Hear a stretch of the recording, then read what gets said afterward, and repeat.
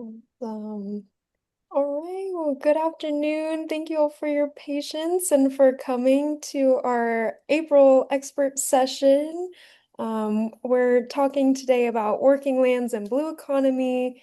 The theme is from regional vision to capital readiness.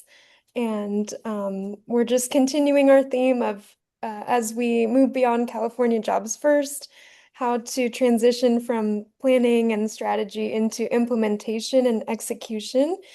And so we are focusing today on exploring how our region can better position our projects at the intersection from strategy to execution and translating those visions into investment-ready opportunities, and then aligning regional efforts with industry and capital ecosystems. And so we're very pleased to be joined by two speakers today. First, we have Karen Gaffney from North Coast Resource Partnership, who brings a regional perspective on aligning priorities, partners, and resources to advance long-term economic and environmental resilience. And then we're also joined by Stuart Sarkozy Banowski. Banowski? Bonasi. Bonasi. You're Bonasi. close. You're close. Good, All Abigail. right, I'm gonna write it down. And he is the co-founder of Octopus and CEO of the World Ocean Council, and he brings a global and systems level lens on the blue economy. And so Stuart will introduce emerging approaches in blue finance and community development finance and share how these frameworks like resilience triangulation can help align investment with environmental health, local economies, and climate goals. And so together, these perspectives will help us think about regional strategies and how they can connect to broader systems of opportunity and investment. So with that, would love to turn it over to Karen to get us started, followed by Stuart. And Karen, welcome and thank you so much. Thank you. Great to be here. Hi, everyone. Can you see my screen? Yes, I Okay, see beautiful trees. great. Yeah. So I'm going to run through a few slides. My name is Karen Gaffney. I'm the Director of Strategic Planning for the North Coast Resource Partnership, and I'm also the CEO of a firm called West Coast Watershed. And so I'll talk today about the partnership and its focus on resilient watersheds and communities and how it uses partnership to achieve long-term multi-benefit outcomes in the North Coast. So the North Coast region, as we define it, is the coastal draining watersheds that include the tribal lands and the 7 counties that you see here, either all or part of those counties. It's about 19,000 square miles or 12% of California, and it's got about a third of California's coastline. And it's a source region for forest-based carbon, for water, and for biological diversity, with some of the last remaining salmonid runs in the nation. And it's also economically extremely challenged. There's about 50% of the population that lives under the poverty line. It's been disproportionately impacted by high intensity wildfire and various other economic and other impacts. It's home to 35 tribes, and it's just a really not a region well connected by built infrastructure, a lot of natural infrastructure in the region. So the partnership was formed in 2005, and its mission is to enhance the quality of life in North Coast communities and ecosystems. So very broad mission, and it has multiple integrated objectives looking at wildfire and climate resilience, water quality and supply, biodiversity, community health and safety, and local economic development. And the governance is nationally unique. It is led by elected and appointed officials from tribes and county boards of supervisors. So it is sovereign nations working together with local governments to make decisions on strategy and on investment in the region. And it also has a technical peer review committee, also comprised of tribal and county appointees, as well as the staff team, of which I am a member, including a tribal engagement director and various other roles. And the principles that hold the partnership together are expressed in an MOMU, which is on our website, and they're focused on equity and transparency, on effectiveness and ROI, on synchronizing tribal, state, federal, and local priorities, and on recognizing tribal sovereignty and local autonomy, whether that's counties or others, and a strong focus on common ground and using the best available science and data to drive decision making. And a lot of our work is underlain by this adaptive planning and prioritization, implementation, and reporting framework. So we're very, very focused on using information and data, whether that's local knowledge or traditional ecological knowledge or regional data or modeling or LIDAR, to really drive priorities and then to implement those priorities on the ground. So at the end of the day, NCRP is very much about outcomes on the ground and in communities. So to do that, we use regional assessments, whether that's, the fifth climate assessment or LIDAR data or modeling, but we, unlike a lot of those kind of black box processes where you see regional data and you're asked to just kind of trust the outputs, those data are integrated with local knowledge, including Indigenous science and TEK and other forms of local expertise. And then that kind of 1+1 effect really drives the identification of strategies and projects and actions and the prioritization thereof, and also the development of our multi-objective plans for the region, which I'll talk about in a moment. And then all of our work is underlain with a really strong focus on technical assistance and capacity enhancement. So recognizing that, it can be very challenging to put projects on the ground if you don't have this long-term sustainable capacity to do so. And so there's a strong emphasis on that throughout this adaptive planning framework. And then focusing as the wheel turns on actual plan and project implementation, and then evaluating that through performance metrics and reporting, and then using that information to kind of adapt and continuously improve the wheel. And then all of this decision making is underlain by those tribal and county representatives on the governance structure of the NCRP, which is our leadership council. So I like to call that democracy at its finest.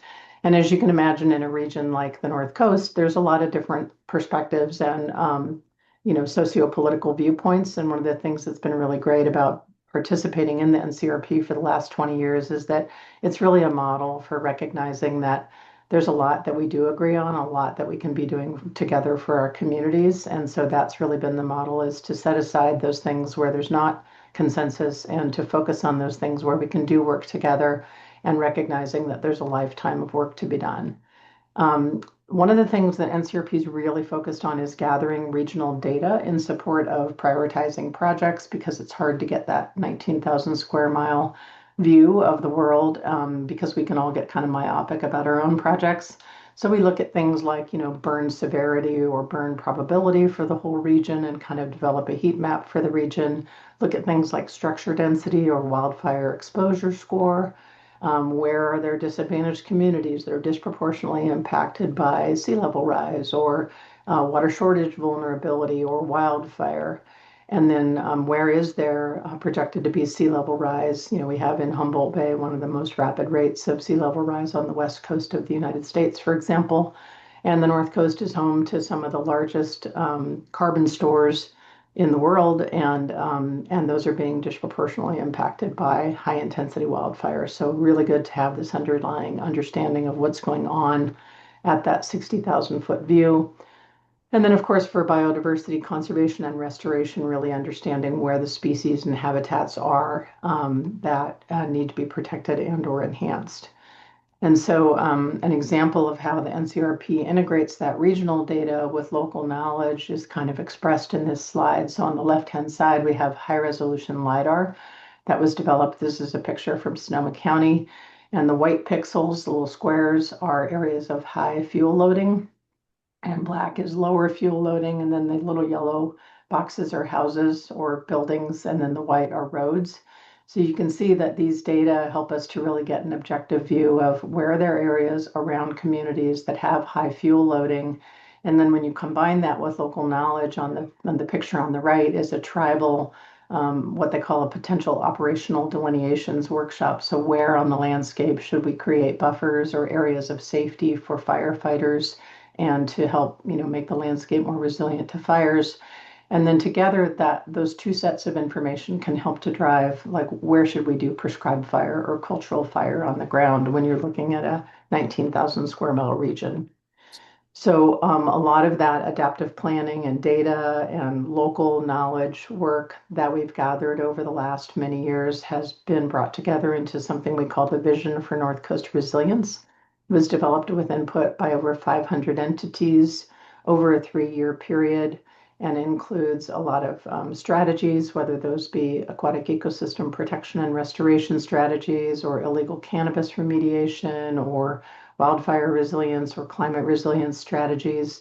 There's also a series of demonstration projects and an overview of how we prioritize work at that regional scale, and then kind of a status update on plan implementation. And so there's a URL at the bottom if you're interested in checking this out. It's a pretty robust document. Um, a lot of the work that we do is focused on developing a project pipeline, so an ongoing identification of partner projects and their state of readiness and then their state of funding. And so on the left, you see point locations for partner projects that are in the future, but they're ready to go. They have their permitting in place. And then we have in blue triangles partner projects that have been identified but maybe are still in process. And then in the yellow triangles, I mean, yellow circles, places where NCRP has provided technical assistance to help projects get over the finish line and get onto the ground. And then in pink in the circle is completed NCRP funded projects. And then on the right is just a different way of looking at that information. These are the footprints of these projects. So you can see that our partners in the region are really articulating some amazing projects at the regional scale, and that we have pretty solid coverage throughout the region by partners who are accelerating these really great projects and activities on the ground. So we recently polled our partners and asked them to tell us about what their, ideal kind of project pipeline was. And so folks, as you can see here, identified everything from wildfire resilience and forest health to prescribed cultural fire, water quality and supply, biomass projects, et cetera. And there were 542 projects identified in the region, and this is just a snapshot at a cost of over $3 billion. And as you know, Proposition 4, the climate bond in California, is only $10 billion. And I shouldn't say only, it's a lot of money, but the need that's identified in the North Coast, and like I said, just really scratching the surface, is already a third of that proposition budget. Another focus that NCRP has is on capacity assessment and technical assistance to really support, all entities in being able to apply for funding through Proposition 4 and other funding sources, so that it's not just the well-resourced entities that have access to these very significant bond dollars or philanthropic dollars, or potentially in the future federal dollars again. And so you can see here that we have funded quite a few technical assistance projects. And I want to call your attention to the fact that a lot of those are focused on grant assistance, so helping folks write grants. And these are awards given to consulting firms, small consulting firms, and/or RCDs or NGOs in the realm of $5,000 to $15,000 to then turn around and help a tribe or an NGO or a county submit a grant. And so to date, NCRP has invested with our partners about $2 million, and about 68 grants have been submitted, and that has garnered $84 million in on-the-ground funding. So the ratio there is quite substantial, and we feel like it's been a really productive program. And the types of TA that people ask for range from things like workshops and training to plan development, but a lot of it is focused on grant applications and a certain amount on things like permitting or organizational development. So we're in the process of evaluating this program and making some improvements to it, but overall, it's been a really helpful shot in the arm for a lot of our partners in terms of sustaining their longer term capacity and ability to maintain and develop new projects. Just recently, we did a call for proposals for broader capacity grants, and we received about 50 proposals totaling about $7.5 million. And there were, tribes and tribal NGOs, community service districts, fire safe councils, nonprofits, et cetera. And our leadership council next week will be making a decision on these awards, and they're being recommended to adopt about $2.5 million in awards that range from $35,000 to $200,000 to help support long-term sustainable capacity of these entities in the region to implement a multi-objective portfolio of projects on the ground. So this capacity is absolutely intended to support project implementation. It's not just capacity for capacity's sake. And here's some examples of the types of project implementation that were identified in this capacity grant application. About 280 projects totaling over $2 billion and 20 million acres worth of work in a variety of areas. Um, this is just an example of kind of how that plays out for one particular partner. So this is a partnership with the Yurok tribe, long-term partner of the NCRP, their Blue Creek Salmon Sanctuary, and their McKinney Fire footprint. Their project impact acre is about 96,000 acres, and there's multiple objectives and benefits associated with this project. It's a severely economically disadvantaged community, and in partnership with the Yurok tribe, who has also done a ton of funding development on their own, of course, NCRP has been able to help bring in funding from Department of Conservation, CAL FIRE, DWR, the Humboldt Area Foundation, provided technical assistance to support this overarching long-term project, and then brought in a lot of implementation dollars that you see there on the right. And then still continuing to work with the Yurok tribe to identify support for that additional $63 million in funding gap to fully implement this project. And then here's just some examples of how these data that we collect can support, along with data that the Yurok tribe collects. They're very data savvy organization, to look at, multiple issues and multiple benefits, whether that's salmonids or wildfire or, habitat enhancement opportunities. And then just zoom in there, looking at some of the investments that were made in those projects that were funded by the NCRP in yellow.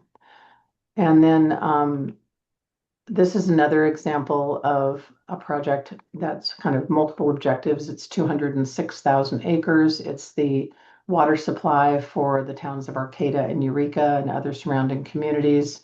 And it's the Humboldt Bay Municipal Water District. And so over time, a lot of interest in both water supply and quality, obviously, but also wildfire resilience and prevention because they were in the midst of of some pretty significant fires, and also biodiversity and ecosystem enhancement and workforce development. Again, a vulnerable community that's economically disadvantaged. So we were able to bring to bear funding from Department of Conservation, DWR, CAL FIRE, and the Resources Agency, NASA, USGS, and the Coastal Conservancy for the development of LIDAR to look at the fate of sediment and toxic runoff into this water supply, and then to restore those areas that had been impacted by the fire.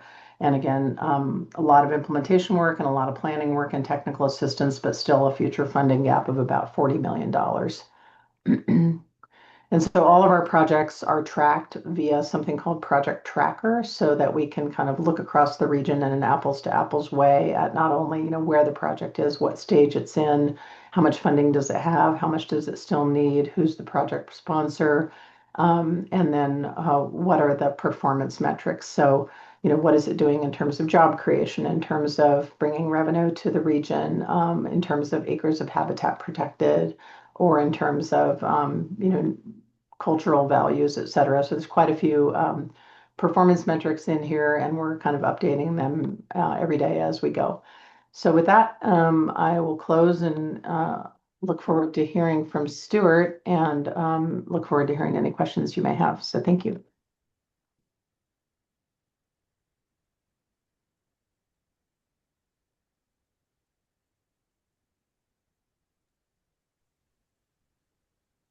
Okay, I will share slides.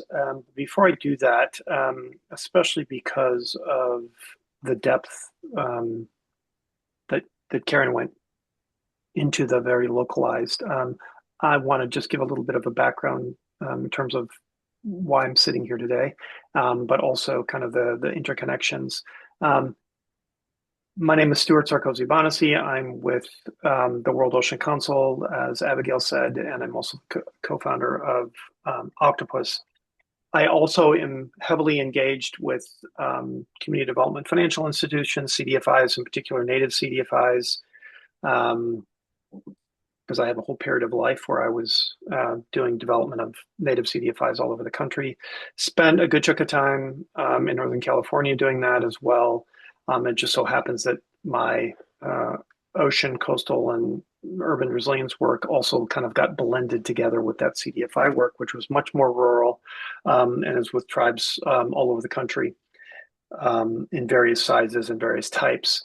I love having Karen go first because, in fact, it's kind of the projects on the ground that are, in fact, um, the real reason that both my co-founder and I developed Octopus, but also in some ways the work globally of World Ocean Council and the blue economy work and the workforce development work um, that we've been doing comes from the fact that we're often trying to figure out how solution innovators and projects like those that Karen identified get funding, get connected, and are able to kind of spin up faster and more efficiently and do replication.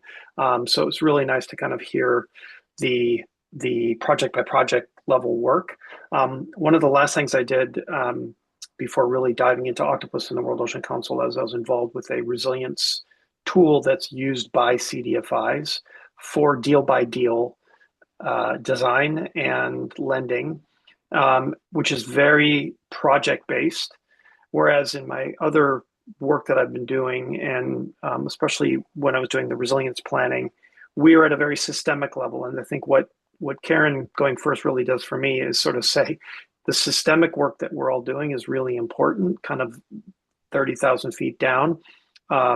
Strategies for whole tribes, strategies for whole cities or towns.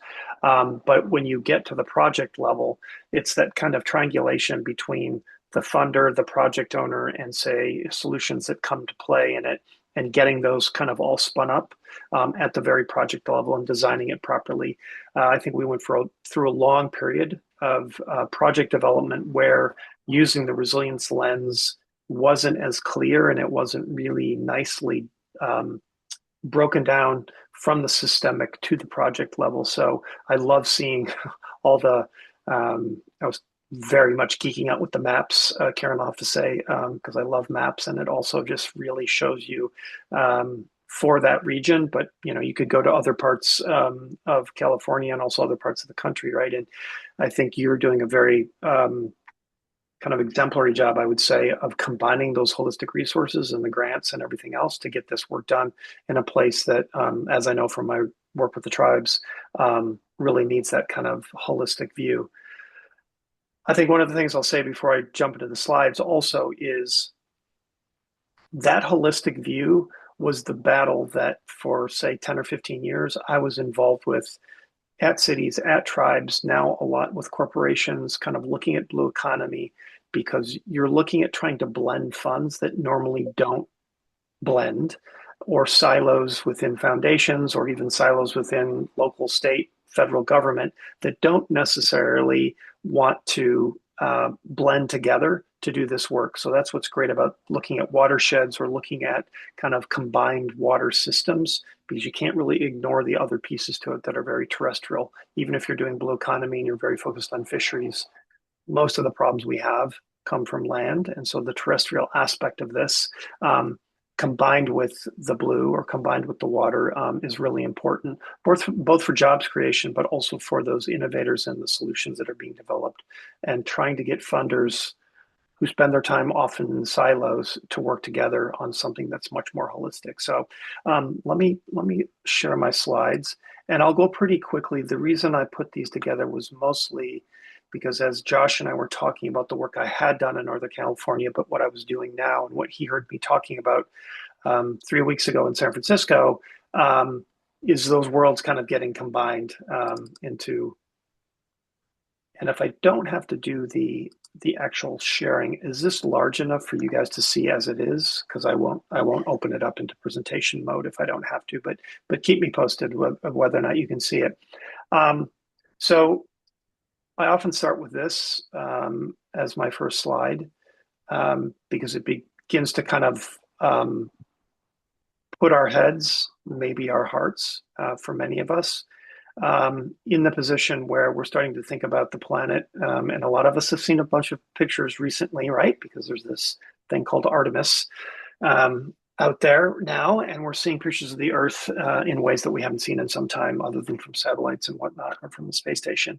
But often you don't see it from this angle, right? And at the very, very top there, you can just see Baja, and there's California. So, this is the space where a lot of us don't ever spend time, but it greatly affects our rainfall, acidification, pH, the kinds of flows that are the full hydrological cycle that we don't think too much about, but it comes from the ocean and ends up in snowpack in California, or it ends up in not being snowpack because it goes somewhere else. And that, of course, contributes to a lot of what you saw that Karen was showing, right? So just thinking about the fact that it's a water planet more than it is an Earth planet, and that affects greatly what happens in Northern California because they're directly tied together, not just at the coast, but in terms of the full cycles.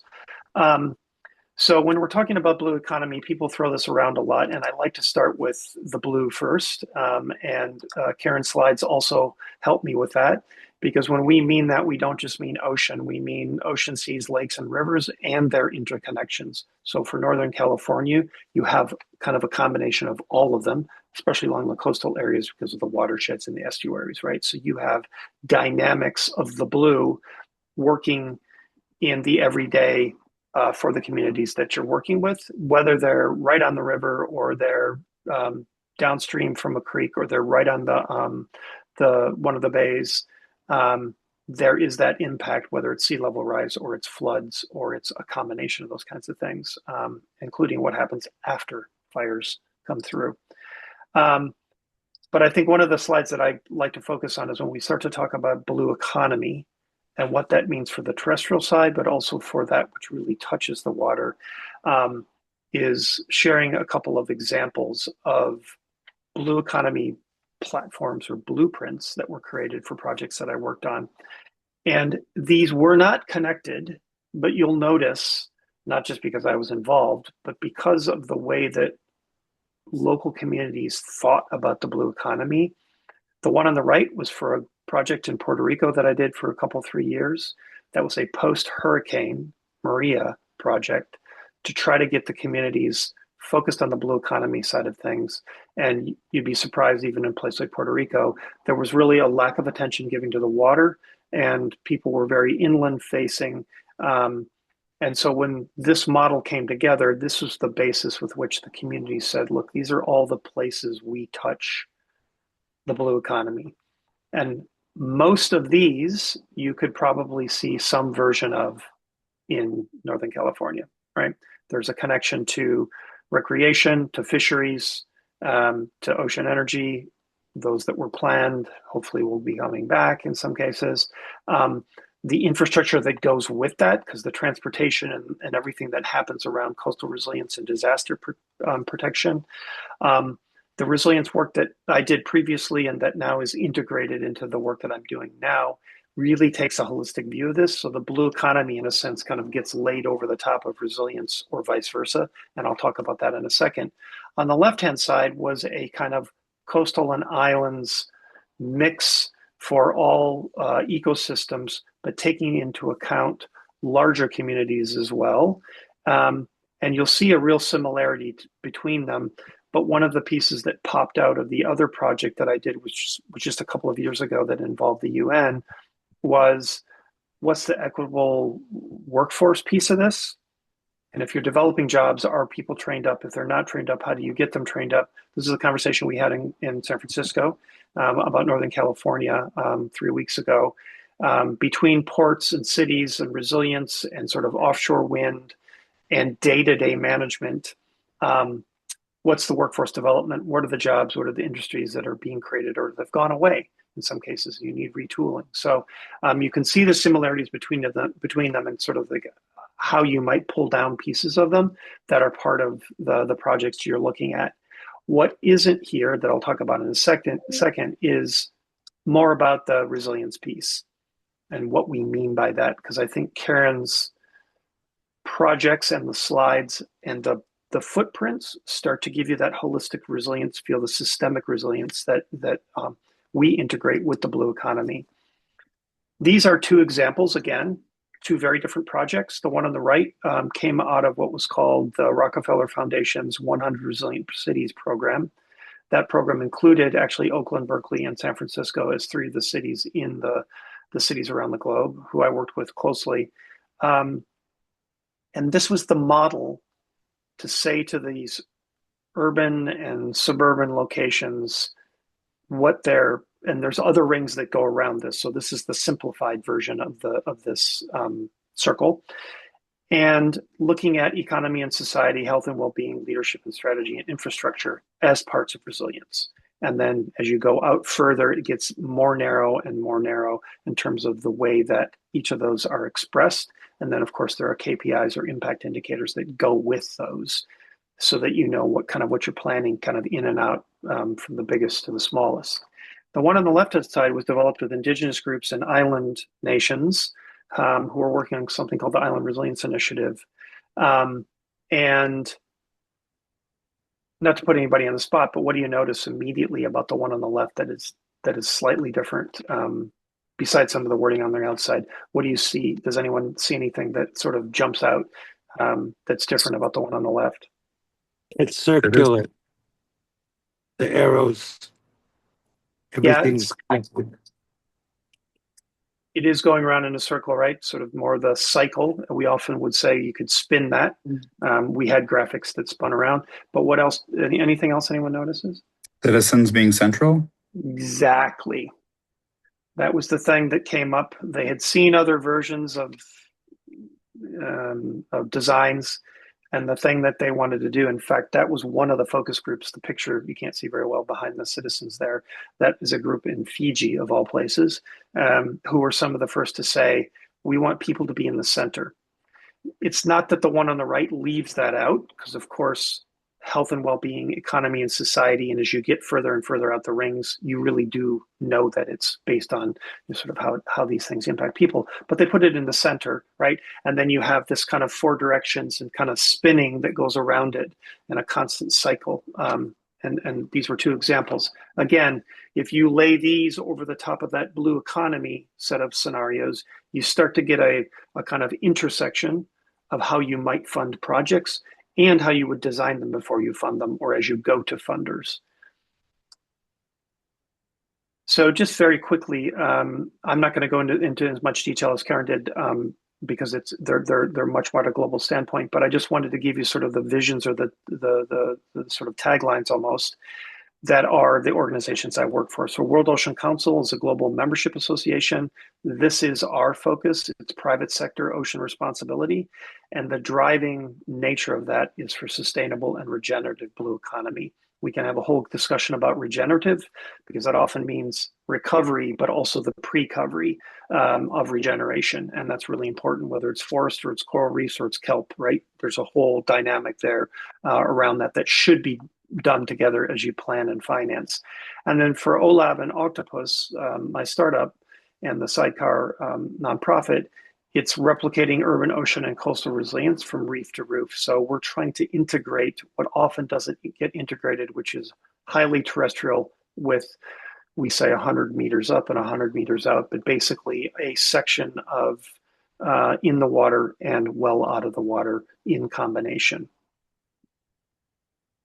And the way that Octopus does this is we're developing this platform that's AI enabled. So don't think of like server platforms and gigantic energy and water sucking entities. This is desktop. This is databases that start to look at solutions and enablers and funders together. And basically the model is this. And you can apply this to anywhere in the world or any scale, if you will. Enablers are those that own the projects, landowners, island nations, tribes, local authorities, cities, ports, corporations.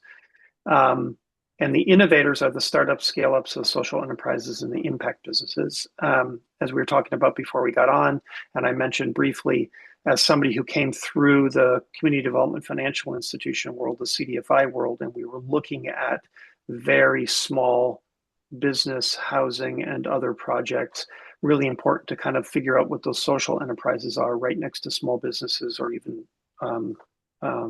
larger entities that end up really owning projects along with public entities. And last but not least, of the three hearts of the octopus are the funders. And when we talk about funders, we mean CDFIs, banks, venture capital, impact investors, kind of up and down the spectrum, because we don't want to leave any one of those sectors out, because they have an influence on the enablers and the innovators connecting to each other. A final non-kind of overarching sort of heart is the ecosystem. Octopuses have three hearts, so it's why it's the three hearts of the octopus. But we know there's an ecosystem that surrounds it. And that ecosystem is really important. A bunch of you who are on this call really fit into that ecosystem bucket, because without you, you're not able to do the other kind of triangulation. And what that means is, are there projects that meet solutions, that meet funders, right? That meet finance? And that's the kind of triangulation around resilience that we're looking at. And that's part of what I presented when we were doing the work in San Francisco, but it's also some of what is very like a CDFI's involvement, because they're doing the technical assistance, what they call development services, and getting projects connected to the right kind of funding and financing. And Karen gave some great example of those kinds of things. And they are also a CDFI as well. I'm switching gears now over to World Ocean Council, just to give you some idea of the land-based issues that we deal with that affect the ocean. And there's a whole area that you deal with in Northern California that, in a way, if you slice off the left-hand side of that map that Karen showed, but kind of run it all the way down the rest of the state, there's pieces of each of these areas that we're involved in that affect the state, right? Whether it's blue foods or it's offshore energy or offshore wind, could also be tidal or currents, but also things like climate and marine biodiversity and how that intersects with policy and planning, how that intersects with ports and cities working together. Were there to be offshore wind again really engaged in California? What does that mean for biodiversity? What does it mean for onshore infrastructure that's necessary? How do you work with that when there is a sea level rise problem? How do you sort of stay ahead of that? And then, of course, kind of all the smart ocean and blue economy and innovation kinds of things. One of the things that we did is said, if we're going to do this resilience work and we're going to do it around blue economy, we have to always include energy transition, gender and equity, and insurance and reinsurance, i.e. risk. Because if risk and insurance are not engaged in projects, you're often not able to continue, sort of move on. And anyone who's dealt with things like floods and fires, you know that very much is the case. And then the last thing that I spend a lot of time on, including teaching my classes on resilience finance, is how are we bringing in funding and financing of varying kinds? And you heard some of them actually from Karen around the grant side of it. But if you mix the grants with all these other parts of it, how are we able to get the ecosystem working kind of as a whole? And this is where Josh and I had a conversation about what's all that you are doing in Northern California, about how we bring to bear a CDFI, but also the bond in California, or blue bonds as they're doing them. Is there financing that helps private entities then get connected to projects that are being funded either by the state or from federal government? And we hope to see many of them coming back. I'm working on a project right now that has remained through NOAA that's all around blue economy and blue tech acceleration. And there are a number of our partners that are in California that are part of that NOAA project. That is something that all of you could potentially be affected by, because we're trying to really move these groups forward.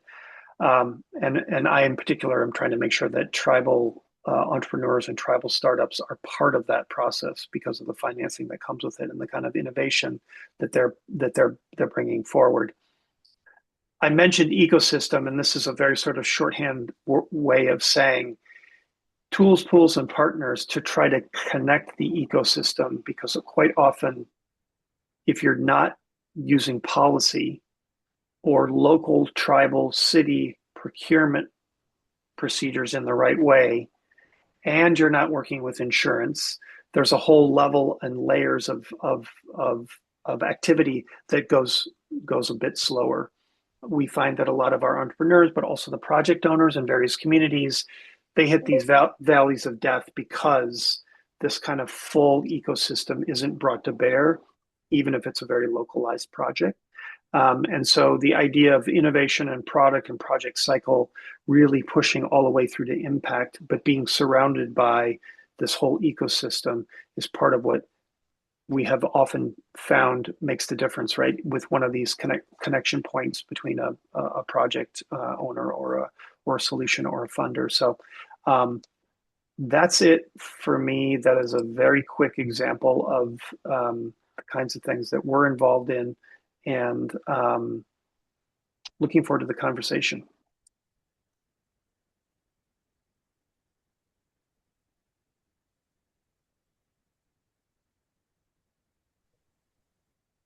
Yeah, I think at this point, if we want to open it to the group for any questions or comments, lots of great information from both presenters. If anyone wants to jump in.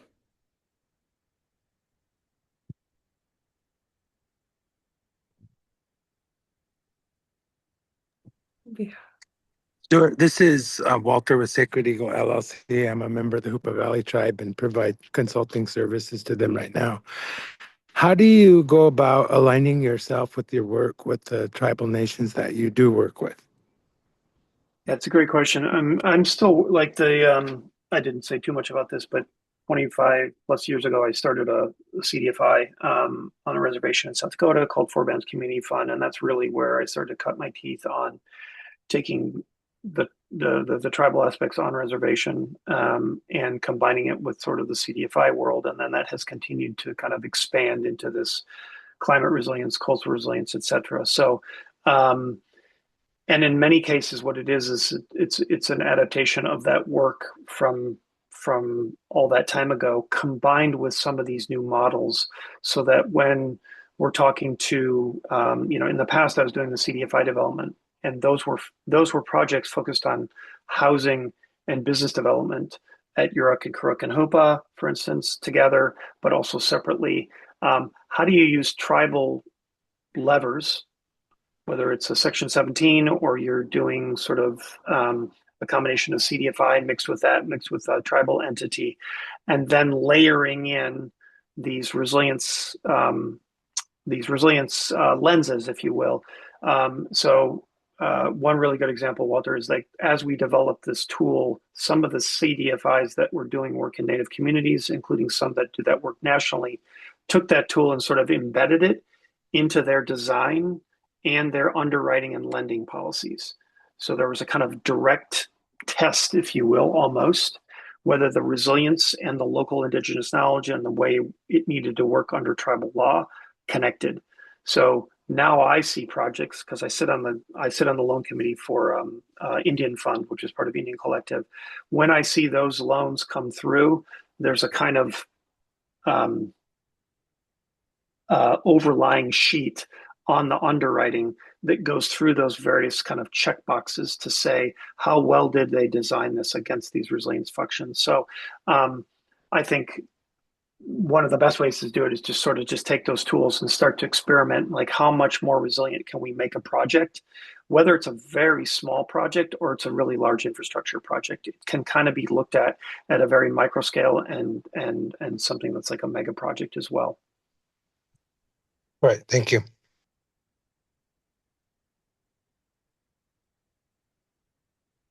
Looks like Christy has hand up. Go ahead. Hi, nice to be with you all today. Thank you for the presentations. I'm Christy Prescott. I'm the Executive Director of the Forest Works Alliance, and we focus on creating the economy around forest stewardship. And so, in particular, I wanted to just ask Karen about some of the Prop 4 funds that are coming through NCRP, because the state will go to NCRP to distribute these funds to invest in our communities. And I'm curious how NCRP is thinking about supporting infrastructure investments in particular that will help catalyze that market around biomass utilization such that we can really build an economy that is self-perpetuating and moving away from having to offset our forest stewardship costs with grants. That's the space I'm largely interested in working in and supporting. And so just want to hear more about how NCRP is thinking about that. Oop, and I see I have my, there we go. Sorry about that. Yeah, thank you, Christy. Good to see you and or see you kind of the camera.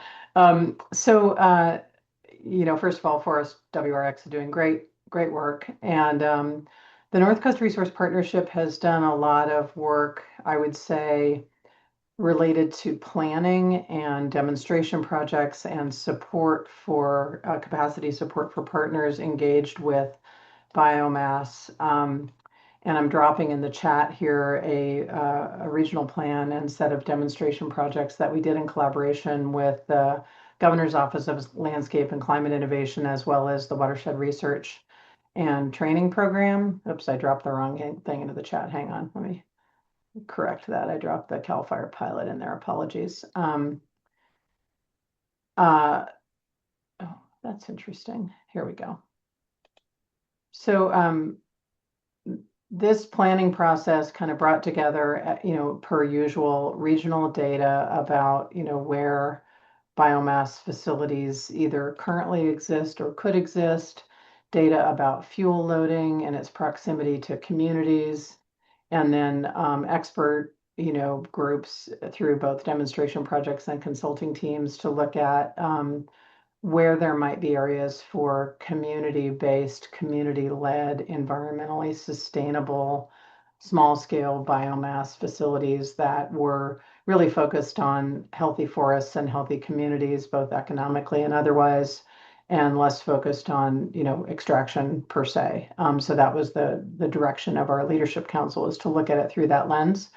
So that report was completed last year, and the Watershed Research and Training Center is going to be continuing on with that work. So NCRP will probably, certainly continue to be engaged in the biomass space as it relates to forest health and as it relates to, say, overstocking of either invasive species in the forest or, forests that are out of balance in terms of needing to, be treated for fuel load reduction, but always through that very strong lens of protecting and sustaining biological diversity as well as water quality and watershed health, et cetera. So that has really always been NCRP's focus. So I imagine, we are right now working to expand upon the regional LiDAR that we collected in collaboration with USGS and NASA and the Coastal Conservancy and others, and also with the Yurok tribe, to develop derivatives looking at, not only wildfire resilience from those LiDAR data, but also hydrologic data, and all of those, feed into the biomass discussion at a kind of broader scale in terms of looking at, the impacts of biomass removal and how we can do it in the most both cost-effective and community economic development effective and environmentally sensitive way. So I think we'll be continuing to stay involved at the data and modeling and project development and capacity development realm, but I don't think NCRP is going to continue to have a super active role in, continuing to support biomass demonstration projects or the kinds of really detailed work that you're leading, just because we have such a strong focus on broader issues related to forest health and other infrastructure like water quality and supply infrastructure and capacity investments of the type I talked about in my presentation. And Proposition 4, by the way, is not really hit the ground yet, with the exception of a few kind of early action investments that the state has made through the California State Coastal Conservancy on wildfire resilience. But a lot of the Proposition 4 money is going to be allocated after a public guidelines process is executed by those individual agencies over the coming year or more. Right. I was noticing that the Tahoe Conservancy has funds available for biomass utilization out of those Prop 4 funds. So I've been, trying to figure out how we're going to get those funds into this space on the North Yeah. Coast. And so, did I understand you correctly when I thought I heard you say that the Watershed Research Training Center was potentially going to take on that role as maybe fiscally administering funds into that space? Is that what I heard, or did I You know, misunderstand? I think they're one of many. So, we partnered with them on that Landscape and Climate Innovation, the Governor's Office of Landscape and Climate Innovation grant. So the NCRP was the initial recipient to develop the plan that I just put in the chat in collaboration with WRTC and yourself and many other people, and the demonstration projects like REFI, et cetera. The NCRP Leadership Council, as that planning project was drawing to a close, directed that they did not feel that NCRP was the appropriate entity to stay in a lead role for that regional planning Yeah. entity as it relates to biomass specifically. And so at that point, Watershed Research and Training Center has continued to work with LCI to further that program. And I know they're doing a lot of really great work. And NCRP continues to support partners throughout the region who are doing biomass projects, whether that's through our CAL FIRE pilot or through data or through other capacity development or other project development mechanisms. But I don't know that there's any one entity that necessarily is taking a lead on biomass. I mean, I know you know this better than anyone, Christy, but CAL FIRE has a lot of great Prop 4 money that'll be coming down the pike for biomass. Right. I guess for some others in the room here, Susan, is Amanda here? I don't see Amanda. But that's something we need to elevate is just, for our region, finding some sort of channel to prioritize some biomass utilization investment funds because some of the other regions in the state are doing that. And I see, if we have to compete on a statewide basis for CAL FIRE funds, I mean, Yeah, I you hear know, you. it's very Assemblymember competitive. Rogers is pushing legislation right now for biomass. So yeah, Right. I think he's a Yes, great spider in the web there. Yeah. definitely. Okay. Thank you so much for explaining that. I see that Walter has dropped a couple of links, I assume useful links to this conversation. Walter, do you want to say anything about that?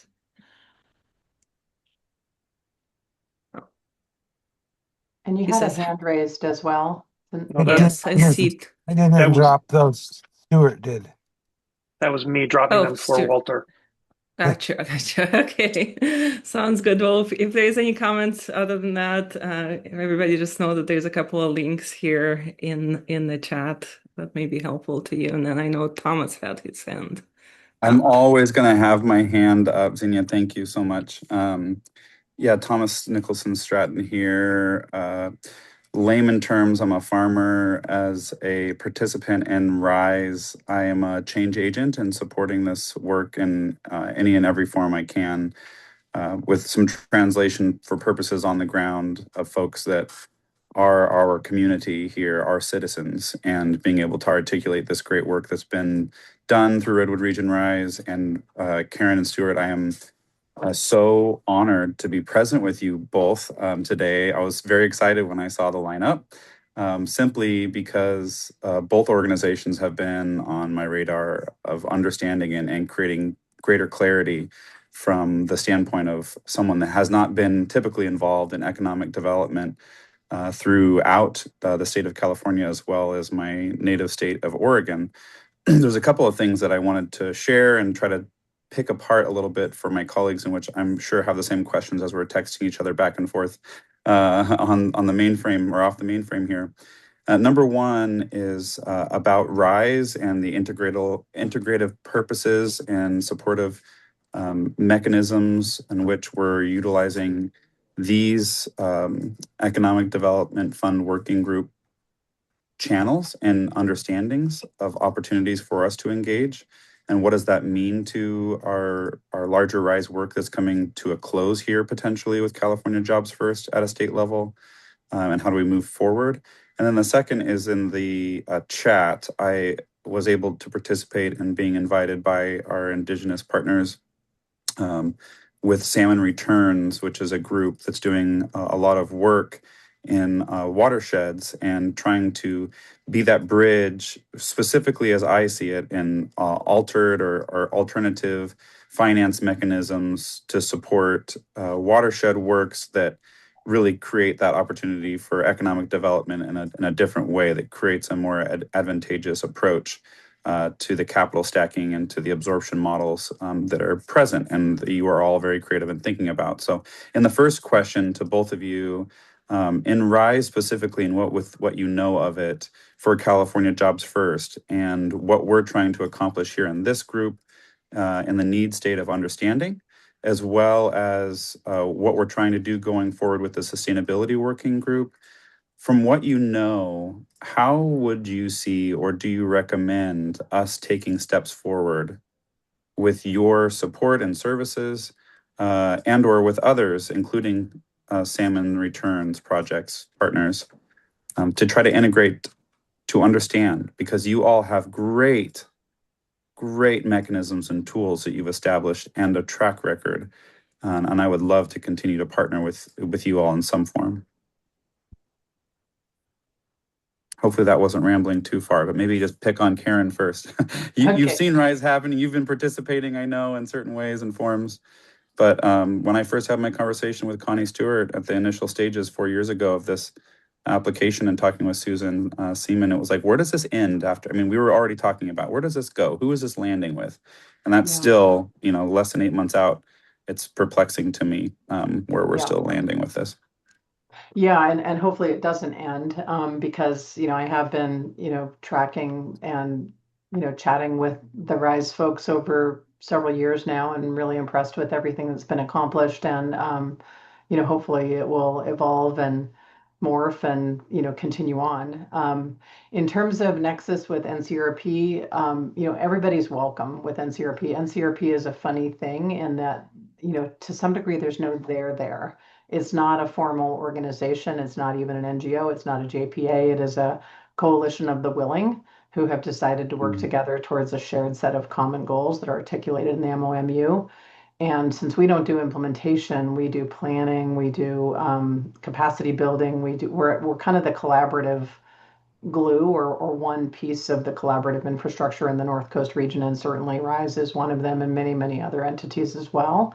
So we don't claim to hold any particular space. We're not a centralizing organization. We just really want to support and we want to honestly be aware of what others are doing. And it's one of the reasons I've wanted to stay very much in touch with RISE because we're very interested in being efficient and not replicating what other folks are doing and instead complementing and supporting what other folks are doing. So, and I'll say, we have done some analysis of, economic development. We, as I mentioned, collect information about metrics related to the impact and the leverage of investments made with our partners, mostly state funding through the NCRP and then, reallocated out. But we have done some thinking about, financing innovation and really excited to learn from Stuart and all of you because I know you've had a much stronger focus on that than the NCRP has per se. But we have looked at things like, insurance. We're currently working with LCI on some insurance innovations as well as California Forward and the California Insurance Agency. And then we've also looked at things like EIFDs and ecosystem services and PAYS programs and climate bonds and sales and parcel taxes, et cetera. Haven't looked a lot at CF IDs, and tell me if I have that correct, Stuart and others, but very intriguing, and we don't really know a lot about that. And so I think we have a lot of growth opportunity to think about how to diversify and expand beyond what is largely state funding, some federal funding, and some philanthropic funding, and wanting to do that in a way that is not either replicating or getting in the way of what others are doing in that space, and certainly have watched RISE do some really innovative stuff around local economic development and want to learn from that. So I guess I'll stop there. I don't know if that's really responding to your question. Yeah, Hopefully. very helpful, very helpful. And I guess it's the open door for me to articulate these things in a way, again, that I can speak with citizens as I do the work and engagement and translating the efforts with lofty concepts that is very challenging. So as I seek further clarification and communication, I seek those tools for infographics and otherwise that really parse this down. So I'm interested in fact, what Stuart, you might have to say about the innovative techniques that you're utilizing in that field as well. Yeah, I think adding to what Karen said, so to make it really practical for RISE and for the region, and this is what Josh and I talked about that ended up getting him to say, well, why don't you come talk to this group? Because I think to not make it too academic and not make it an exercise and not make it just kind of planning, but to get to the point of like action on the ground and projects on the ground. I think Karen kind of showed how you've got to do all of that work around data, because if you'll notice, right, unintentionally, but data was one of those things that sat in the ecosystem slide there, right? So in some ways, knowing that this will probably continue in some form, what I was talking to Josh about and what I think is kind of I'm hearing from the whole group is that if you were sort of taking the localized version of those three hearts and said, look, who are the project owners? Is it a city? Is it a tribe? Is it a combination? Is it a county? What is it? Right? Like, so just decide, like, what do we got? And then once you're sort of thinking about who those enablers are, what are then the project? I think Karen's list was like, we love to see that stuff because it's already been sort of outlined. Here's what's to come, and here's our funding gap. Meanwhile, there are maybe business owners, solution innovators, entrepreneurs, venture capital players who combine with those innovators who then start to fill in that innovator bucket. And then you have the funders. And I think you can kind of go down to a tribal level in terms of testing what's available. You can come up to a county, you can come up to that entire footprint that Karen showed, right?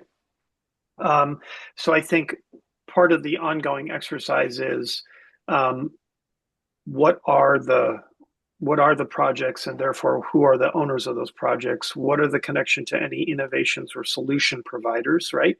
Good examples that can be scaled or replicated. And then who are the local funders? Because I think the question you're asking could be looked at a macro or micro standpoint, right? Because especially with the way the federal funds have changed, you're not sure what's coming. You sort of know what's happening in California, but then tomorrow it might be slightly different, right? So, people in the offshore wind and power industry have complete whiplash right now, not just in California, but everywhere, right? Because there were jobs that were coming. There was infrastructure going to be built right there in Humboldt Bay. That, there was a lot of stuff that people counted on and it went poof, right? So part of this is just making sure, like, whatever's in those plans, that there's kind of that triangulation that's starting to be established. And that's the case. That's why I put the notes in there. Like, I'm going back to the very CDFI, the Community Development Financial Institution that I created on the reservation. And now we're applying this kind of resilience playbook to it, getting the local communities who are non-Indian, the tribe itself, the tribal projects, and kind of trying to get them all aligned to say, how do we do this in a better way? Because some of this is just about design, right? Funding is one thing, but some of this is about design. Like, are you building out of the right materials in the right location for the next 100 years? Yes or no, right? There's sort of these litmus tests, almost checkboxes, right? And I do a little bit of that kind of checkboxing on projects. So I think that's part of what I hear here that's has to be locally adapted and embedded and kind of co-designed. Meanwhile, you can kind of lay some of the boilerplate or the blueprints over the top of it and say, have we asked the right questions about the assets that we have and what the projects are and what the funding is that we know of right now, right? and what are those connections between in that triangulation. So yeah, hopefully that helps, because I mean, basically, some of the questions you're asking are sort of what happens every single time, and actually, ironically, I know two of the people on the salmon returns.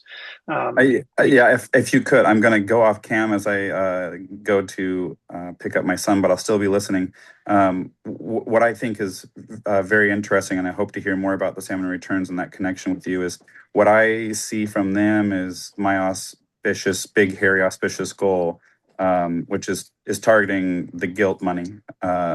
The billionaires and trillionaires. I think we have what you have all described and have put in and articulated in a quote a Prezi presentation where you can dial as deep as you want to, all the way down to the articulation of materials, and you can go back up to the macro level of what you're supporting. And what Salmon Returns does for me, and spending time with them, was ultimately they know that the connection has to be broad and big with one throughput. And then in their case, it's salmon returning that's doing all of the things in nutrition and doing all the things in soil and forest health, doing all the things in and providing jobs through conservation and transformation of landscapes, and how that interconnectedness works.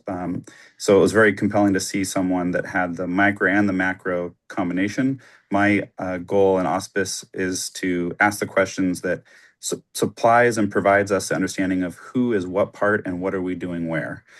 So knowing what part of the ecosystem we are participating in, so we have a greater understanding of how we need to participate in that ecosystem together. Yeah, so anything you want to say about salmon returns would be super awesome, because I think a lot of folks don't know about what they're doing. Yeah, I just happen to know two of the people that are involved with it, and it comes from a really interesting design standpoint, and I think that's also part of what I could see happening with some of the work. And I think some of you on the call have already shown that, right? If you're looking at biomass in a really holistic way, there's all kinds of inputs and outputs to it that could be something that becomes small businesses, become part of the larger projects. It starts to do everything from biodiversity credits to climate credits, or whatever it might be.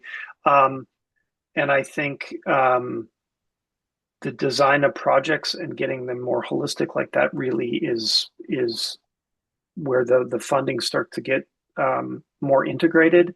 While none of this is super easy, it's not like this is a magic wand or anything, but one of the folks that you'll see on the site there, Penalise, she and I were both involved when Indian Fund was being created and had an advisory committee. So I think this links the project or program design to the finance, because now that it's up and running and I just sit on the loan committee, when something comes into me, I'm looking into organizations like Salmon Returns, or this amazing group in Alaska called Native Conservancy. I don't know if any of you know that organization, but it's amazing. It's an amazing organization. But lots of other ones as well, native and non-native. So I think, part of that design around finance, and then the design around the organization and the program itself, that's where those worlds really need to come together.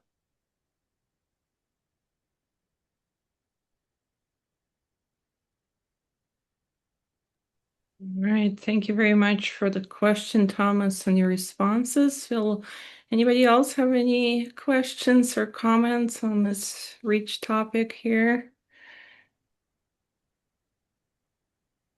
Give our group a second.